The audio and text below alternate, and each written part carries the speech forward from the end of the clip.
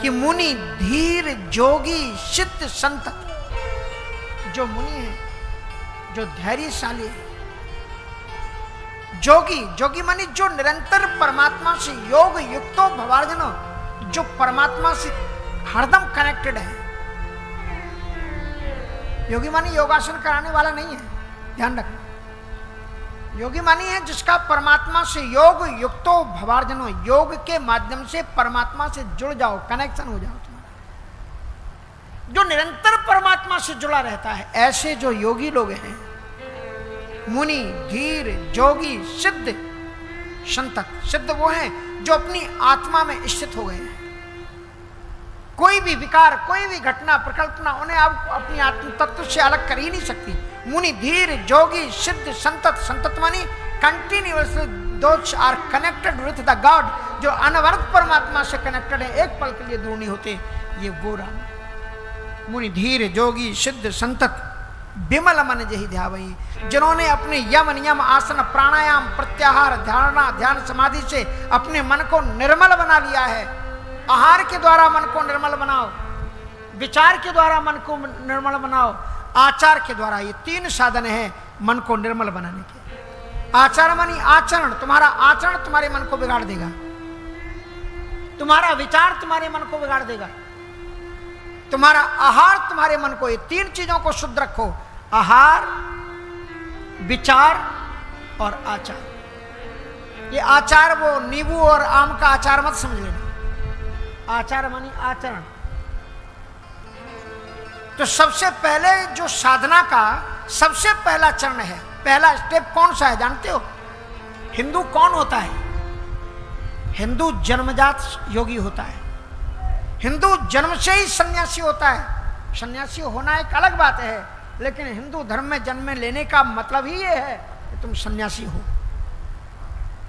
सन्यासी का मतलब केवल यही नहीं होता कि उसने विवाह नहीं किया तो नहीं किया, वो सन्यासी है। सन्यासी का मतलब यह है कि जो अपना जीवन को एकदम ईश्वर तत्व में जी रहा है। इसलिए तुम जन्मजात साधु हो। किसी भी हिंदू के पीछे का अगर तुम कुल गोत्र वर्ण का नाम पता लगाओगे तो तुम्हें पता लग जाएगा हर एक के पीछे गोत्र किसी ऋषि का ही है।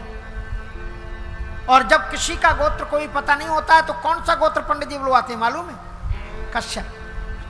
कश्यप गोत्रोत्पन्न हुआ। कश्यप एक ऋषि जिनकी दो पत्नियां दिति और अदिति, उन्हीं से सारी संतानें दुनिया भर में पैदा हुई। इसलिए तुम सन्यासी हो, तुम योगी हो, तुम जति हो, तुम अपने आप में उसमें हो। तो सबसे पहला स्टेप आप समझ लो कि गलती कहां से होती है। पहला स्टेप है आहार शुद्धि, भोजन की शुद्धि करो। पहले भोजन सुधारो अपना, जो मन में आए वो मत खाओ, जो मन में आए वो मत वो बोलो। ये शरीर तुम्हें ये दुर्लभ है, देवताओं का, ये देवता तरसते हैं जिस शरीर को तुमने पाया, और इसमें तुम कूड़े कचड़े की तरह मांस को भर रहे हो, इसमें तुम बोतलें डकार रहे हो, इसमें तुम शराब पीते हो। चुल्लू भर जल में डूब करके मर जाना चाहिए। कितनी उपासना से तुम्हें ये शरीर मिला है, तुम्हें इस तरह से बर्बाद करने के लिए मिला है शरीर। जीवन को शुद्ध बना, ये अमूल्य जीवन तुम जुआ खेल रहे हो। उतनी देर तक काश अगर तुम माला झोली में हाथ डाल करके तुमने अगर 3 भी माला फेर ली होती, तुम्हारा जीवन धन्य हो गया होता, तुम्हारा जीवन जीत गए होते तुम, और तुम हारने में लगे हुए। आज तक अगर जुआ खेल करके किसी का घर बसा हो तो मुझे नोट करके बता दो, मैं कथा बंद कर दूं। आज तक जुआड़ी का घर नहीं बसा और फिर भी जुआ खेलते हो। और अब एक नया ढंग आ गया, सरकारें खिलाती हैं लॉटरी के रूप में, अब लॉटरी में लगा रहे हैं लोग। ये मूर्ख हैं कि जो आपको 5 रुपए के बदले में 50 लाख दे देंगे, 50 करोड़ वो अपने पास में रख लेंगे, उसके बाद में 5 लाख दे देंगे आप। हजारों लोगों को बर्बाद के किनारे पर पहुंचा देंगे, लत लगा देते हैं इसे।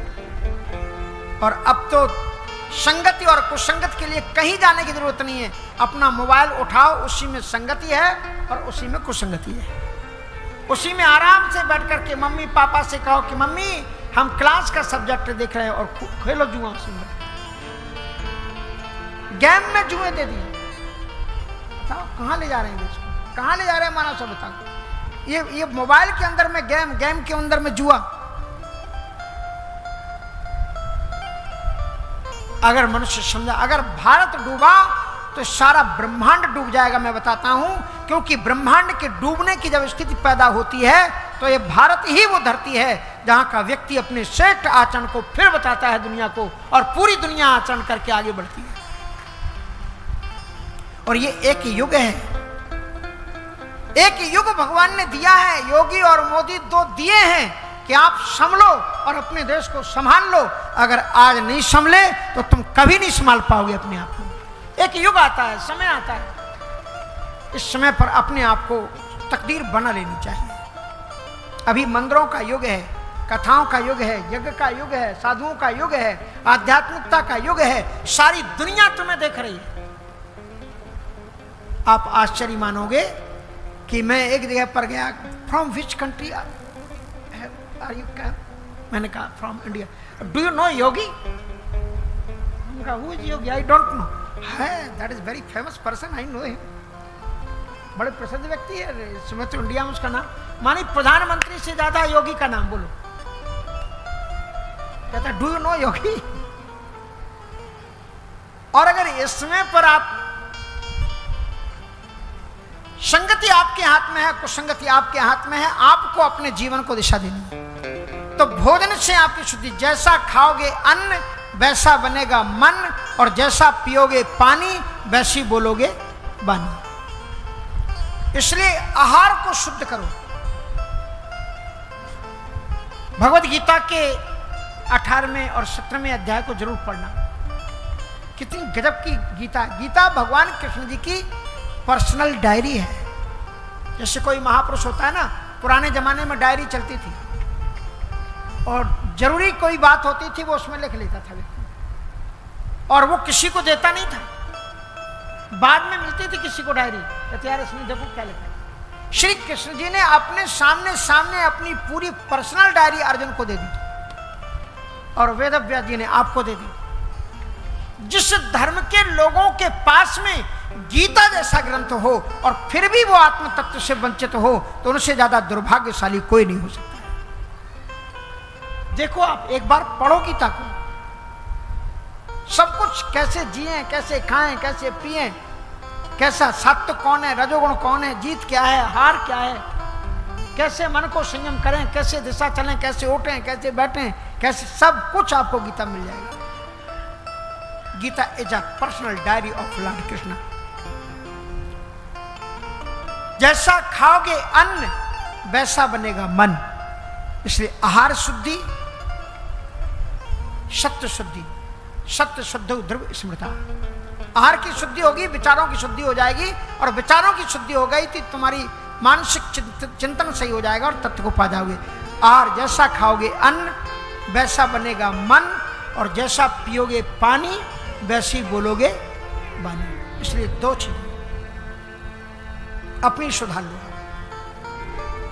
भोजन अपने घर में बनाओ। भोजन जब भी करो तो हो सके अपनी मां के हाथ का बना हुआ भोजन करो, अपनी पत्नी के हाथ का बना हुआ भोजन करो, अपनी बहन के हाथ का बना हुआ भोजन करो। अगर आपको संयोग से बाहर जाना पड़े तो कोशिश करो कि आप भले ही 3-4 घंटे भूखे रह जाओ, लेकिन भोजन घर आकर के करो। आपका घर का भोजन आपको स्वास्थ्य देगा, चिंतन देगा, और आपकी विचारधारा को शुद्ध रखेगा।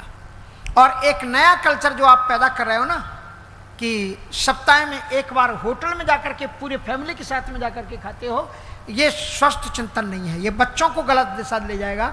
इसलिए आप कभी भी बाहर जाकर के भोजन मत करो, घर में ही भोजन करो। जो खाना है घर में बना के बाहर जैसा खाओगे अन्न, आहार शुद्ध हो, सत्य शुद्ध हो, सत्य शुद्ध हो, ध्रुव स्मृता। मुनि धीर जोगी सिद्ध संतत विमल मन जही धावई। ये मन को निर्मल करने की बात बता रहा था मैं आपको। आपका मन निर्मल बनेगा कैसे? भगवान जी कहते हैं कि निर्मल मन जन सो मोहि पावा, निर्मल मन जन सो मोहि पावा, मोहि कपट मोहि कपट छल शीघ्र न भावा। निर्मल मन, मुझे वही प्राप्त कर पाते हैं जिनका मन निर्मल हो, निर्मल मन जन। इसलिए मुनि धीर जोगी सिद्ध संतत विमल मन जय ध्यावहीं। और शंकर जी आगे राम जी के बारे में बताते हैं, कह नेति निगम पुराण आगम जासु कीरति गावहीं। वेद भी ना इति ना इति कह करके राम का गुणानुवाद गाते हैं। राम तापनी उपनिषद वेद का एक अंश है, उपनिषद वेदों के अंश है। उसमें कहते हैं कि रमनते योगनो नंते नित्यानंद चिदात्मनि इति राम पदे नासौ पर ब्रह्मा विधीयते। ये परब्रह्म कौन है? राम ही है। तो बोले फिर ये दशरथ का बेटा क्यों है? तो कहते हैं कि उपासका नाम कार्यार्थम ब्रह्मणो रूप कल्पना। उपासकों के कार्य सिद्धि के लिए ब्रह्म ही खुद अपनी इच्छा से रूप धारण करके धरती पर आता है।